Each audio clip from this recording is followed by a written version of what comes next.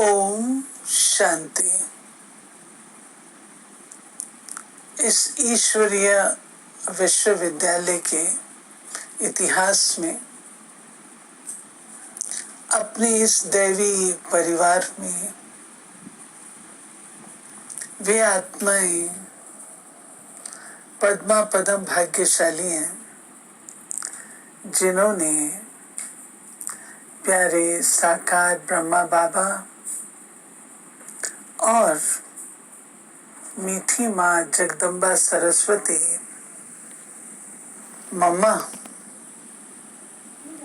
की पालना ली, उनके सानिध्य में रहे और पालना को शिक्षा रूप देकर अपने जीवन को वरदान के रूप से जीने का भाग्य प्राप्त किया। मातेश्वरी की महिमा अपरम अपार है। एक छोटी सी कन्या और शिव शक्ति का स्वरूप उनका बन जाए, जगत की माँ के रूप से पार्ट प्ले करें, ये अचरज इन आंखों ने देखा। वस्तुतः मम्मा की जितनी महिमा हम करें उतनी कम है। मम्मा ज्ञान की देवी, गुणों की धारणा कराने वाली दुर्गा माँ, शक्ति स्वरूप और विकारों की बलि लेने वाली, ऐसी मम्मा के साथ बीते हुए दिन सदा स्मृति पटल पर रहते हैं और मैं अपने आप को बहुत लकी समझती हूँ कि छोटी सी आयु में मम्मा की पालना का अनुभव हुआ। बात 1958-59 की है, जब मम्मा कानपुर आए थे। उस समय लौकिक परिवार से माता पिता दोनों ही ज्ञान में चलते थे। कानपुर सिविल लाइंस में क्लास करते थे और लौकिक माँ निर्मला माता को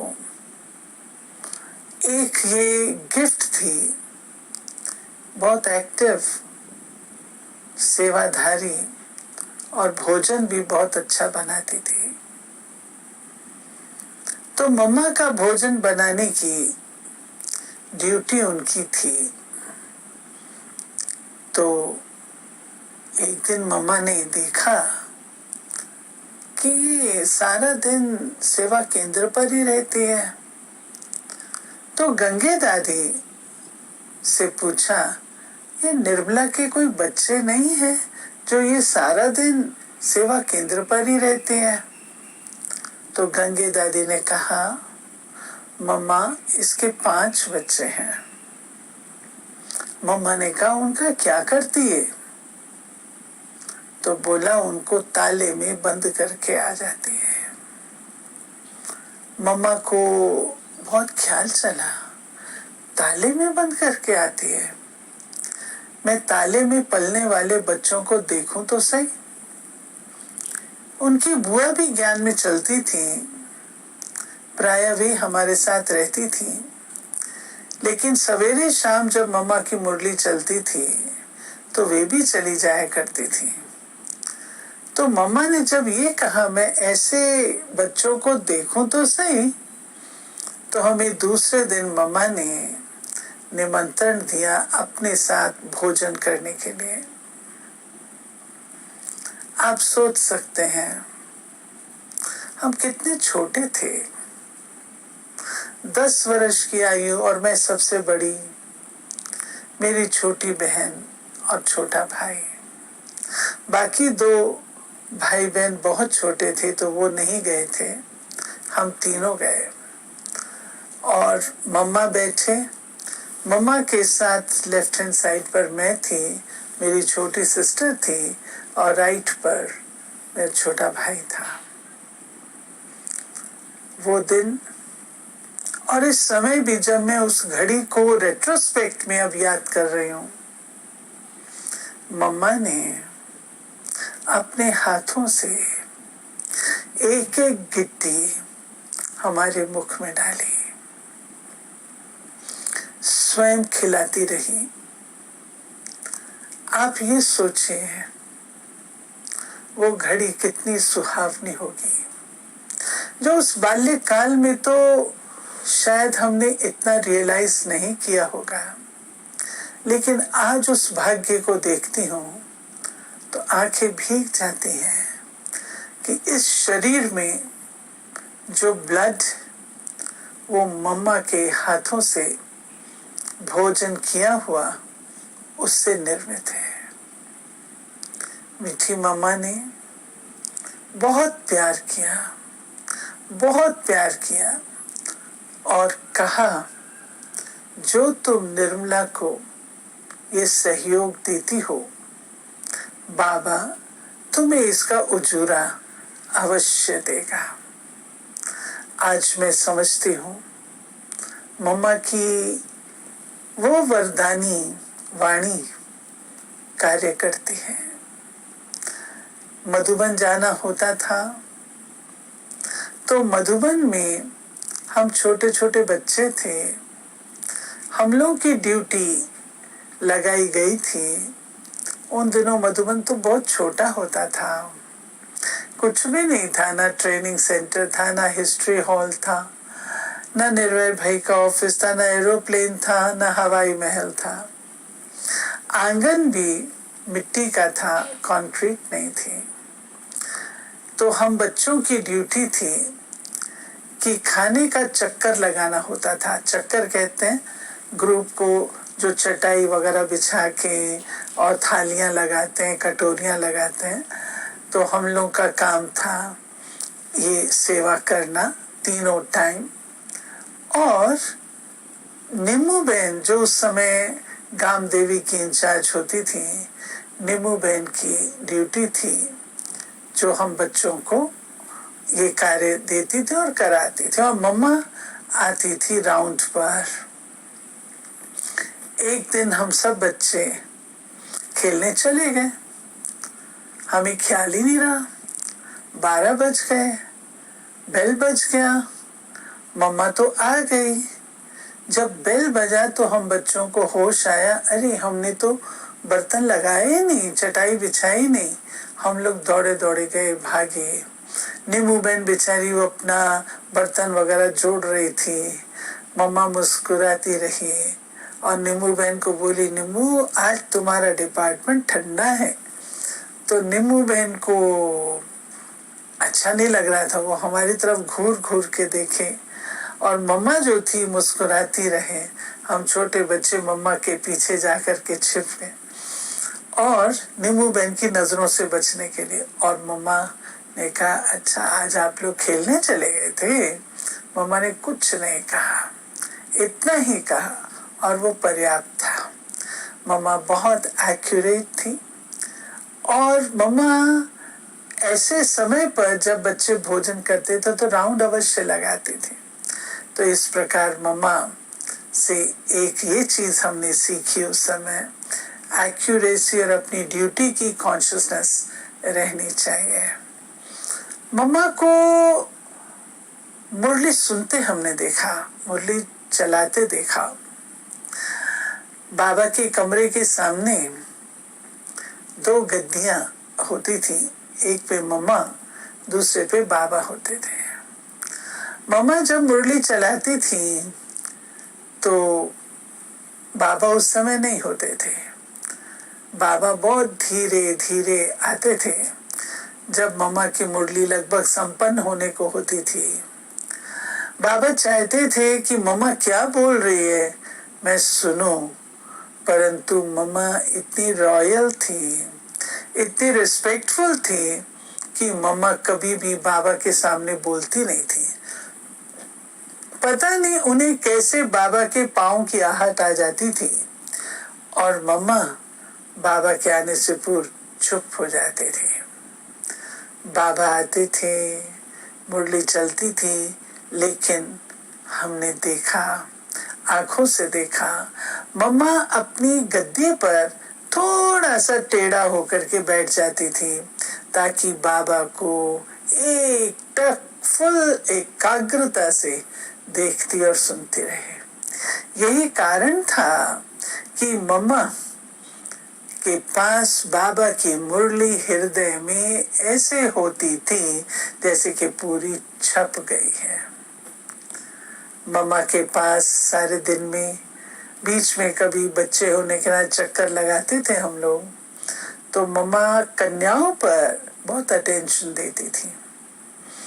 शाम को हमसे बड़ी कन्याएं भी पार्टी में आई हुई थी दूसरे स्थानों से, तो मम्मा ने कहा जाओ, जहाँ आजकल निर्वैर भाई का ऑफिस है मधुबन पांडव भवन में, उन दिनों वहाँ पहाड़ी होती थी छोटी सी, तो वहां पर मम्मा हम लोगों को भेज देती थी, जाओ उस पहाड़ी पे जाके बाबा की मुरली को रिवाइज करो। तो मैं यूं कहूंगी, मम्मा ने ही हमको स्टडी का शौक दिलाया, मम्मा ने ही हमको कैसे मुरली सुननी है वो करके दिखाया, मम्मा ने ही हमको बाबा का कैसे रिगार्ड रखना है वो सिखाया। इसी प्रकार अगर कभी मैंने कोई गीत लिखा है या कविता लिखी है, वो इस जिंदगी में केवल मम्मा के लिए लिखी और गाई है। जब मम्मा के लिए गीत गाते थे तो मम्मा कहती थी, सारी महिमा शिव बाबा की है, वो हमारी बड़ी माँ है, उसको याद करो। मम्मा कभी भी उसे स्वीकार नहीं करती थी, महिमा को स्वीकार नहीं करती थी, तुरंत बाबा को पास ऑन कर देती थी। ये भी मम्मा ने सिखाया कि कैसे महिमा को कदापि स्वीकार नहीं करना। मम्मा कानपुर आए, मम्मा को कन्नौज से गुलाब के फूल आते थे, देसी गुलाब, मम्मा को एकदम ढक दिया गुलाब के फूलों की माला से। मम्मा ने कहा, मुझे ये फूल नहीं चाहिए, मुझे चेतन फूल चाहिए। हमारा ये भी भाग्य रहा जो मम्मा के साथ खेलते भी थे। कानपुर में एलन फॉरेस्ट है, उस समय हमको लगता था बहुत बड़ा है, परंतु आज तो बड़े होकर देखते हैं जब उसको तो इतना बड़ा नहीं लगता, छोटा है। लेकिन मम्मा के साथ हम लोग जो म्यूजिकल चेयर होती है वो खेलते थे। बड़े बड़े परिवार, सारे परिवार इकट्ठे जाते थे और वहां पर पिकनिक के लिए, तो मम्मा हारमोनियम बजाते थे। आमतौर पर जब कोई खेल खिलाता है तो उसका मुंह दूसरी तरफ कर देते हैं, आंखों पे पट्टी बांध देते हैं, लेकिन मम्मा के लिए ये नहीं करते थे। मम्मा बेहद की थी, मम्मा के लिए सब बच्चे प्यारे थे, तो मम्मा म्यूजिक बजाती थी, हारमोनियम बजाती थी और हम लोग सब खेलते थे। ऐसे ही मम्मा के साथ बोटिंग करने गंगा नदी में जाते थे। आपने वो चित्र देखा होगा 3 बोट्स का, उसमें हम बच्चे भी बैठे हुए हैं, तो वो दिन भी याद आते हैं जब मम्मा के साथ बोटिंग करते हुए पिकनिक कर रहे हैं। और साथ ही मधुबन में बाबा मम्मा खेलते थे, तो मुझे खेलने का शौक था, तो ये भी भाग्य प्राप्त हुआ जो मम्मा बाबा के साथ बैडमिंटन खेला। फिर मम्मा की एक बात, उन दिनों सेवाएं बढ़ रही थी और छोटी कन्याओं को सेवा केंद्रों पर भेज रहे थे। मुझे भी शौक हुआ कि मैं भी सेवा पर जाऊं। मम्मा ने जाने से पहले मेरे से बातचीत भी की, पेरेंट्स से की, और मम्मा ने पर्सनली मेरे से पूछा। मम्मा सोफे पर थे, सिविल लाइंस क्लासरूम, और माता पिता और मैं धरती पर बैठे थे। मम्मा ने पूछा, मेरे से तुम इतनी मिर्ची खाओगी? मैंने कहा खा लूंगी। मम्मा ने कहा कि तुम इतना मटका भर के पानी पियोगी? मैंने कहा पी लूंगी। मम्मा ने कहा शेर से डरोगी तो नहीं? मैंने कहा नहीं डरूंगी। तो मम्मा ने हाथ से ऐसे किया, मैंने आंख झपक ली। तो मम्मा ने कहा तुम तो डर गए। तो मम्मा ने कहा देखो, सर्वशक्तिमान बाप अगर वो साथ सदा है तो कोई भी बात से हमें डर नहीं लगेगा, हर प्रकार की परीक्षा पास कर लेंगे। तो मम्मा ने कहा सदा बाबा को साथ रखेंगे तो पास होते जाएंगे, ये सदा याद रखना। फिर तो मम्मा ने मेरे को फर्रुखाबाद भेजा और मुझे इस बात का बहुत गर्व है कि अपना समर्पण पत्र मैंने मम्मा को लिख करके दिया। मम्मा ने उसमें करेक्शन दी और उसको करेक्ट करके मैंने पुनः मम्मा को दिया। और वो पत्र लास्ट में जब मम्मा कानपुर से विदाई ले रहे थे, मम्मा की जो बीमारी थी वो वहां पर पता लगी थी और मम्मा को बॉम्बे जाना था, तो ट्रेन में वो पत्र, समर्पण पत्र मैंने मम्मा को दिया। इस प्रकार मीठी मम्मा ने हमें बहुत प्यार से छोटी छोटी बातें सिखाते हुए जो एक ब्रह्मा कुमारी का स्वरूप होना चाहिए वो सिखलाया। लास्ट में जब मम्मा बेंगलोर में थे, वहां से मम्मा ने एक पत्र लिखा और वो आखिरी पत्र था जो मुझे प्राप्त हुआ, जिसमें मम्मा ने ये लिखा था कि ऐसा पुरुषार्थ करना है जो महारथियों की लाइन में आ जाओ। ऐसा पुरुषार्थ करो जो महारथियों की लाइन में आ जाओ। ये शब्द मम्मा के कानों में गूंजते रहते हैं। ऐसी माँ जिसने पाला पोसा, आगे बढ़ने का लक्ष्य दिया, संवारा, ऐसी मम्मा कि हम सदा ऋणी हैं। और सच्चा रिटर्न यही है कि हम अपनी मम्मा के उन कदमों पर चलें और मम्मा को पूर्ण रूप से फॉलो करें। मीठी मम्मा ने हम बच्चों के लिए क्या नहीं किया, कितना त्याग किया। मुझे कानपुर की बहुत सारी बातें याद आती हैं, जिसमें एक कैसे मम्मा निर्भय, दृढ़ और साइलेंस की शक्ति का उपयोग करती थी। कानपुर में एक बार शुरू की बात है, शहर के गणमान्य व्यक्ति, सेठ आदि, वे विपरीत हो गए थे क्योंकि कई परिवार आना शुरू कर दिए थे। तो आर्य समाजी भी थे, व्यापारी भी थे, उद्योगपति भी थे। मम्मा का फर्स्ट पब्लिक लेक्चर कानपुर में रखा गया और कानपुर में जब मम्मा का लेक्चर डिक्लेयर हुआ तो बहुत सारे फूल बाग में जो हॉल लेके किया, तो वहां पर बहुत सारे शहर के गणमान्य व्यक्ति आए और वो सब उस लक्ष्य पर थे, पत्रकार थे कि आज इनकी मातेश्वर जी से हम सवाल करेंगे, प्रश्न पूछेंगे। मम्मा को बता दिया गया। मम्मा का जब नाम अनाउंस हुआ, मम्मा बहुत गंभीर रॉयल चाल चलती हुई धीरे धीरे साइलेंस पावर की देवी धीरे धीरे आकर मंच के मध्य में खड़ी हो गई और खड़े होकर सारी सभा को दृष्टि देने, सारा हॉल स्तब्ध, पिन ड्रॉप साइलेंस।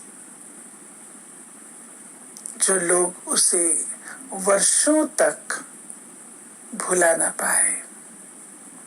ममा की पावर ऑफ साइलेंस जबरदस्त थी, जिससे ममा हर प्रकार की बात का सामना कर विजयी होती थी और अपना प्रभाव छोड़ती थी। ऐसी ममा के जितने गुण गाएं उतने कम। आज के दिन प्यारी ममा को अपनी यादों में समाते यही कहेंगे, वो दिन फिर से लौट आए, फिर से आ जाए जब माँ का आंचल हमें मिल सके। कल्प बाद 5000 साल के बाद ही वह दिन आएंगे। ओम शांति।